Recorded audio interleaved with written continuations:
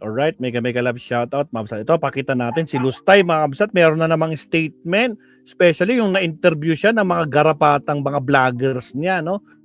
Putragis. Itong sinabi niya mga kakabsat. Diyos ko, basahin natin mga kabsat. Napakadaling magpadala ng eroplano sa totoo lang daw mga kabsat. Napakadali lang daw. Alam niyo ba noong COVID-19, maraming na stranded na taga Davao City sa Metro Manila.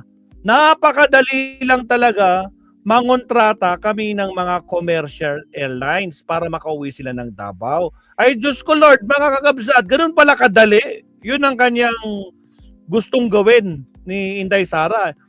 Na parang tinuturuan niya ang gobyerno. Napakadali, bakit hindi niyo magawa diyan sa mga diyan sa nangyayaring gera sa Dubai o kasama diyan sa nangyayari sa laban ng Iraq na yan. Ako po, Diyos ko Lord. Dapat magpadala na kayo, mag-arkila na kayo, ganun yun. Tapos kinumpera pa doon sa Davao. Alak nagkamote, Sir Leonardo, Sir Tony. Naspakmanan, tingnan nyo anong klaseng utak meron ito. Nakita nyo anong klaseng utak meron itong si Sayad mga kabsat. Kaya nga sinabi ni Attorney Carlo Ibanez dito, si Attorney Rockstar. Si Sara Duterte ngayon, binabatikos si BBM at sinasabing madali lang daw magpadala ng eroplano para i-repatriate ang mga OFW sa Middle East. Kung ganun pala kadali, may tanong ako, sabi ni Attorney Ibanez, bakit hindi na lang ikaw ang magpadala ng eroplano bilang Vice President? Hindi pwedeng dahilan na hindi ako presidente. Vice President ka ng Pilipinas, ikaw ang pangalawang pinakamataas na opisyal ng bansa. Kung totoo na napakadali lang ang gawin ang sinasabi mo, walang pumipigil sa'yo na kumilos, Vice President. Let's compare her with Leni Robredo noon. Noong sumabog ang Taal Volcano, hindi siya naghintay ng kung ano ang gagawin ng Malacanang. Siya mismo ang pumunta sa ground at nagpadala ng tulong sa mga evacuees. Noong may malakas na lindol sa Mindanao, ganun din. Nasa evacuation area siya. Nag-organize ng relief operations para sa mga nawalan ng bahay. Noong may sunog at may sunod-sunod na bagyo, hindi lang siya naglabas ng statement. May operation ang opisina niya at aktual na nagdadala ng pagkain, tulong at logistics sa mga nasalanta. At noong COVID-19 pandemic, dito lalo nakikita ang kaibahan. Habang maraming Pilipino ang nagpapanik, kulang ang malinaw na impormasyon. Si Duterte ay matagal nang hindi nagsasalita sa publiko tungkol sa sitwasyon. Kaya si Leni Robredo mismo ang lumabas at nagbigay ng sariling briefing para ipaliwanag sa mga tao kung ano ang nangyayari. Hindi lang iyon, sobrang dami ng tulong na ipinamigay ng opisina niya noong COVID. Kung may problema ang bayan, kumilos ka. Ganun ang isang Vice President, hindi puro batikos, hindi puro komentary, kumikilos. Kaya kung totoo ang sinasabi mo na madali magpadala ng eroplano para iuwi ang mga OFW, simple lang ang hamon. Puntahan mo, magpadala ka ng eroplano, iuwi mo ang mga kababayan natin. Kung madali pala, gawin mo na, Inday Sara, Diyos ko Lord. Paano ba naman kasi mga kabsat? Magkukumpara siya, no?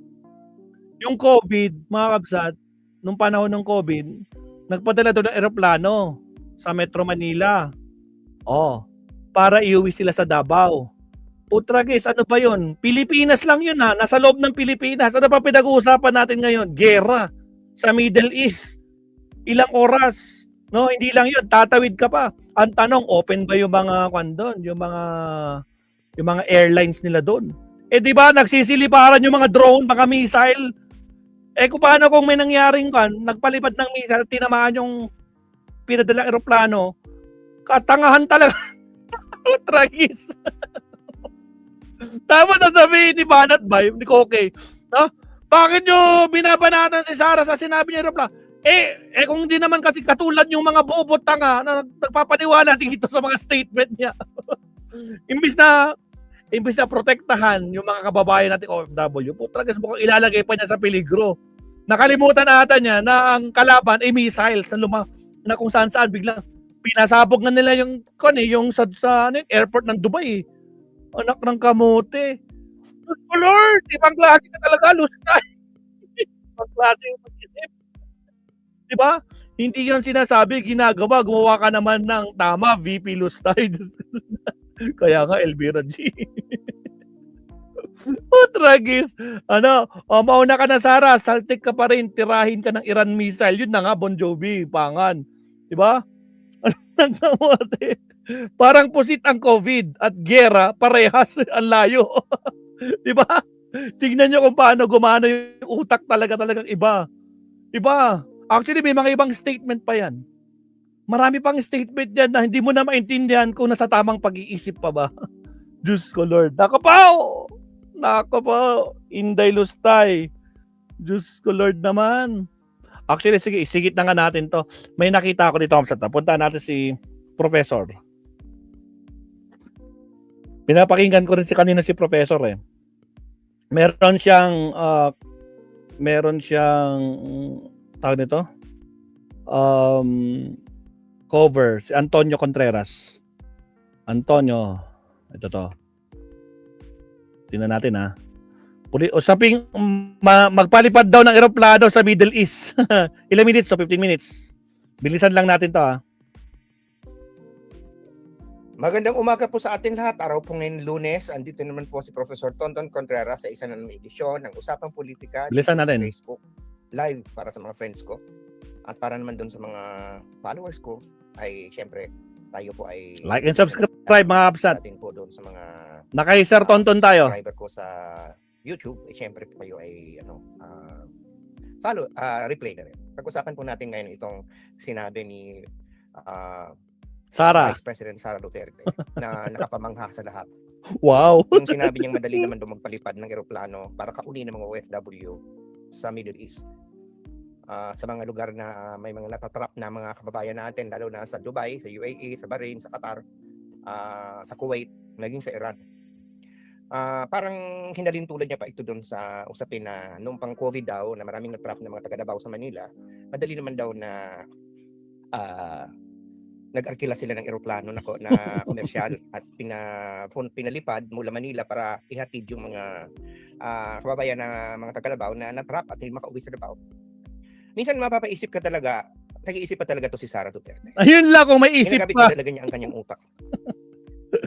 Professor, yun lang kung may utak pa talaga o kung may pag-iisip pa. Diyos ko Lord, mukhang ilalagay niya sa alanganin ng ating mga kababayang OFW. Sige, isa pa. Mga taga-Davao na natrap at hindi makauwi sa Davao. Minsan mapapaisip ka talaga, nag-iisip pa talaga to si Sara Duterte. Ginagabit ba talaga niya ang kanyang utak? Unang-una, ihambing mo ang Davao sa Middle East para sabihin mong madali. Hindi naman natin sinasabing hindi pwede, imposible. Pero yung sabihin mong hindi, yung madali lang, di ba? Yun yung point eh. Hindi naman natin pinapasubalian na pwedeng mangyari, pwedeng gawin. Pero hindi madali. Yung sabihin mong madali, yun ang point. Yung sabihin na, okay, pwede naman pero mahirap lang, kailangan maraming challenges, yun ay tama. Pero sabihin mong napakadali at ihambing mo pa sa pagpapalipad ng eroplanong komersyal para kaunin ng mga taga Davao, ihatid sa Davao mula Manila nung COVID. Unang-una ang COVID, ang kaaway mo doon mikrobyo. Bagamat yung mikrobyo nakakapatay, hindi po yan lumilipad sa hangin at missile na pwedeng pabagsak ng eroplano. Hindi po pangalawa, ang Davao ay Davao sa loob lang ng Pilipinas. Hindi po yung katulad ng Middle East na marami kang kailangan daanan. Una-una, international flight yun. Pangalawa, kailangan mo makipag-arrange pa sa ibang airspace.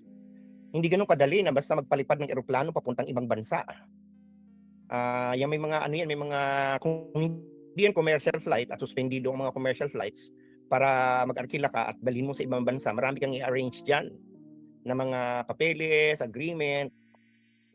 Yun, hindi yung katulad ng sa Davao lang na ang aabalahin lang natin ay ang Pilipinas, na hindi naman tayo kaya mag-cross ng airspace ng ibang bansa. Napaka-elementary naman nun sa isang gusto maging presidente, hindi ba? Sa isang gusto maging presidente, dapat iniisip niya yun eh. Diba? Pangalawa, nalimutan yata ng Ali, na yun yung sinasabi ko, ang lugar na pupuntahan ay may gera. Tama. Hindi madaling magpalipad ng eroplano sa isang lugar na may mga naglilipara mga missile at mga drone. Tama. Kasi na nga yung mga airports eh. Okay, may mga limitado na mga operations. Kita naman natin na mismong airport ng Dubai ay binomba. Hindi ba?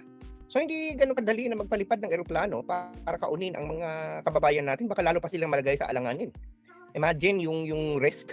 Ilang episode na ba nangyari in the past sa mga eroplano, accidentally na tatamaan ng mga missile kasi napagkakamalan. Yung isang maling aksidente lang. Hindi lamang eroplano yung masasayang na daang-daang milyon ang halaga, pati yung buhay ng tao, ilalagay mo sa alanganin. Tama. Hindi mo naman pwedeng turuan ang mga yan. Kita mo naman ang Iran, lahat na ng Benjio, shout out. ng United States, ganun din. If you look at the flight radar map, pinost ko nga yan sa social media, yung lugar na Iran, Saudi Arabia, Iraq, ay talagang kita mo walang iilan eroplano lumilipad. At ang mga lumilipad pa na eroplano militar. So hindi ba ginagamit ni Sara Duterte ang utak niya? Hindi. Tapos may mga DDS pa na mga yung Ayan. tinatanggap din ng DDS sila, yung isa nagpapanggap na hindi naman siya DDS. Ay, marami sila dyan, sir. Even fair. Pero yung pwede naman daw sa Jordan pumunta yung mga, pwede naman daw sa Jordan paliparin yung eroplano at doon kauni ng mga Pilipino. Again, ginagamit pa ng mga tumang utak nila. Ang Jordan ibang bansa. Bagamat maaaring hindi siya kasama sa giyera, pero ang kanyang airspace, may mga tumatakbong mga missile. Kasi ang Jordan ay nasa Israel, katabi ng Israel. So kung may lilipad na drone or kaya missile galing Tehran papuntang Tel Aviv or kaya papuntang Jerusalem o papunta kung saan lugar man doon sa Israel, maaaring dumaan sa airspace ng Jordan. At hindi lang yun, yung simple na lang na nasaan ba yung mga kakaunin mo mga Pilipino? Hindi ba nasa Qatar, nasa Dubai, nasa Sharjah, nasa Bahrain, di ba? Ay, ang mga ibang bansa yan, so kailangan mong mag-organisa pa ng mga bus na sasakyan ng mga Pilipino. Kailan sila mag-travel ng hanggang 12 oras overnight papunta sa Jordan. Ang dami mong kakausapin na border crossing. Ang daming kakausapin ng mga bansa. At hindi mo pang alam kung ligtas. Doon, ang advice ng mga tao doon sa mga tao nila, duck and cover. Keep where you are. Eh yung papupuntahin mo pa sila doon sa lugar na pipick upin sila ng bus at patatakboy mo pa yung bus papunta doon sa Jordan. Di in-expose mo rin sila sa peligro. Tama. Bukod sa ang dami pang kakausapin, mag-arkila ka pa ng bus, yung gastos doon, na baka mas lalong delikado pa dahil nga sila ay in-expose mo sa disyerto na maaring open target. Diba? Tsaka yun nga yung mismong mga bansa doon, ang kanilang advice, huwag kayong umalis sa inyong mga tahanan, kayo ay manatili dyan.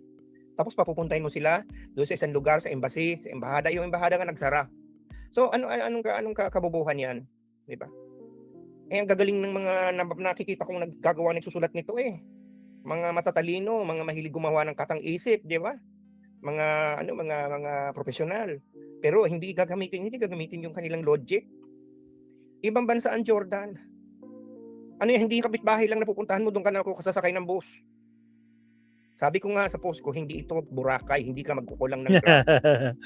Sa bagay, iisipin mo talaga, siguro genetic na sa mga diehard Duterte supporters ang ganito. Panatiko talaga. May pagtanggol lang, makakampi lang sa kanilang pinupuon. Agree. Ako saludo ako dun sa mga pinagmamalaki silang DDS sila. Yung iba, yung nagpapanggap na hindi sila DDS. Ay, marami. Tatlo sila, attorney. Ay, sir. Professor, tatlo sila. Diba? Kasi sa tanang buhay ko, hindi ko man lang nabasa na criticization si Sara Duterte. At ngayon nga, na ginagawa ako, sasabihin nyo sa akin, loyalista ako, pag malis Pangulong Marcos, sinasabi ko. Pag ang gobyerno niya may mga pagkakamali, sinisit ako. Diba? Ilang beses ko na bang binatikos ang DNR. Diba? Ang DILG, ang DepEd, ang CHED. Diba? Hindi ko sinasabi. Kasi ang aking binabatikos hindi personalidad. Ang binabatikos ko yung ginagawa yung polisiya. Hindi katulad ng mga iba dyan, ang binabatikos yung pagkatao. Sa akin, hindi yung ginagawa yung sinasabi. Kaya ang aking mga kinikriticize, mga ahensya ng gobyerno, yung polisiya nila. Hindi yung tao. Mga ito, tao na sana. Saka yun nga yung punto na, katulad ngayon, itong maiba ko.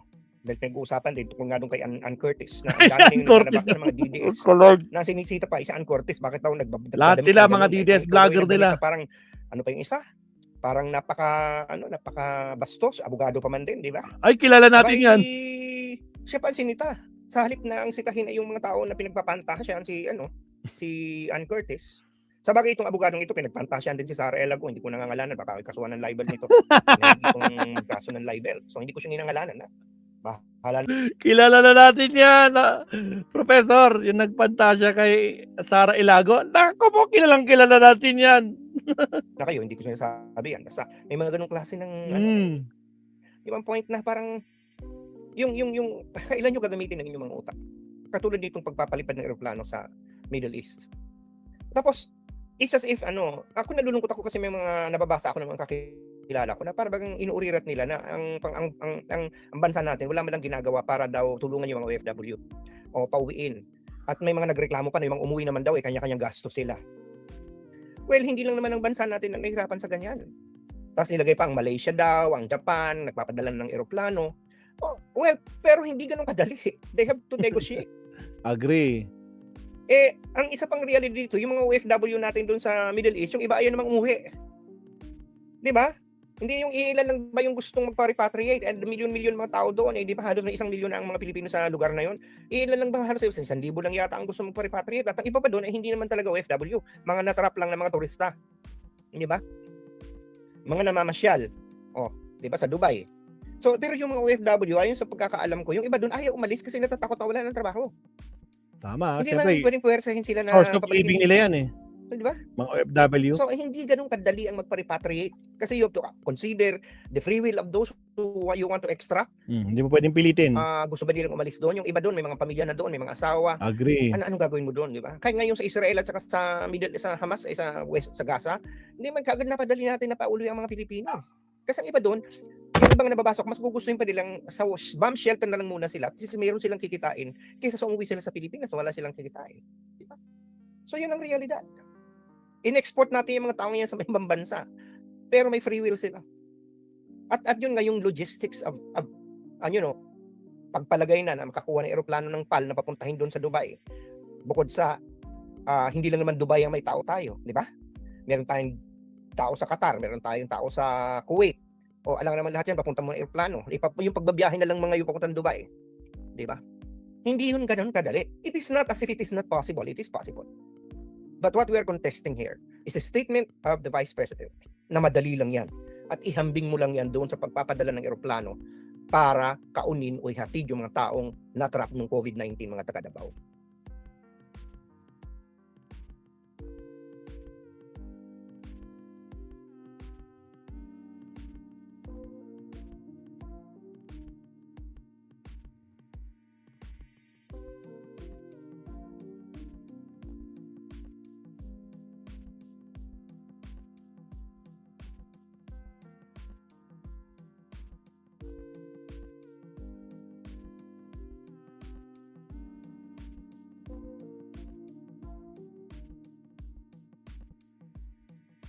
Sorry, nakamute, Sir Tony. Nakalimutan ko, nakamute pala ako.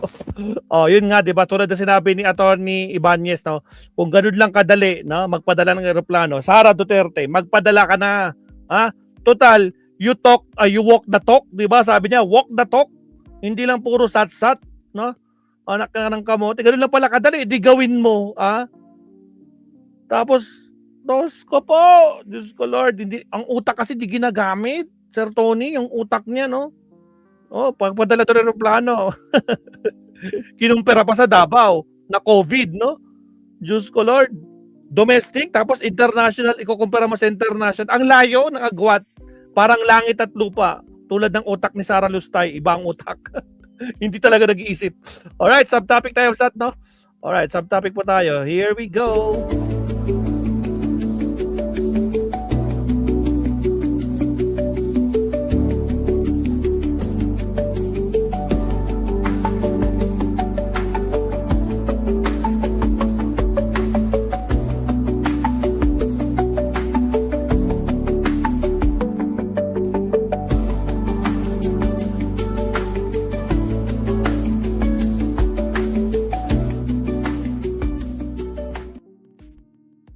Alright, balikan natin si Attorney Enzo Recto. May nakita ko dito, ex-deputy ombudsman Karandang na nag-imbestiga sa Duterte bank accounts, mga kakabsat. Nako po. Ex-deputy ombudsman Karandang na nag-imbestiga sa Duterte bank accounts, resource person sa impeachment. Lagot na si Nako, lagot na. Paktay ka dito. Eto na, kaya nga tinanggal nila to si Karandang nun eh. Sinibak nila kasi naku